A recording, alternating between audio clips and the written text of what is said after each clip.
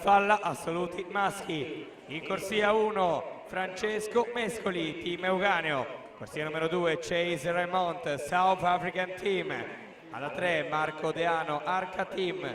In corsia numero 4 71 titoli internazionali. A Tokyo 2020 parteciperà alla sua quinta Olimpiade, è campione mondiale sui 400 metri misti nel 2005 ed è stato campione mondiale sui 200 metri in farfalla nel 2015 per Hungarian Swimming Association. Laszlo Cseh.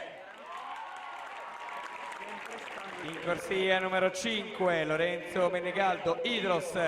Alla 6 Giovanni Carossa, Padova Nuoto. 7 Alessandro Bonvicini, 2001 team. In corsia numero 8 Gianmarco Caneva, team Euganeo.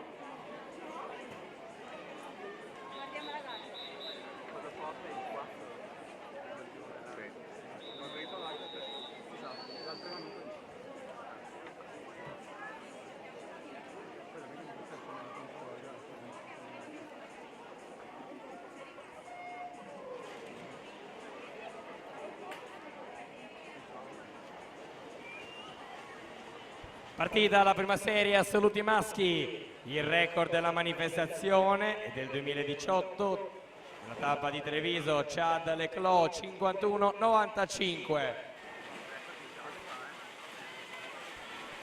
Passaggio di metà gara, Laszlo Cseh 24-95, seconda posizione Alessandro Bonvicini 25-96, terzo posto per Gianmarco Caneva 26-10.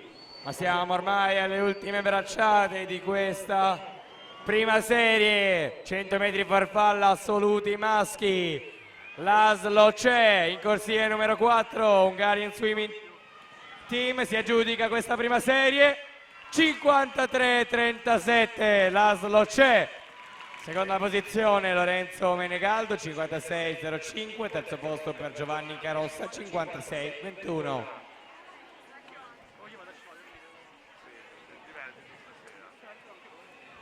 E sono tempi e classifiche confermate, vince Laszlo Cseh 53-37, con lui sul podio Lorenzo Menegaldo, Giovanni Carossa.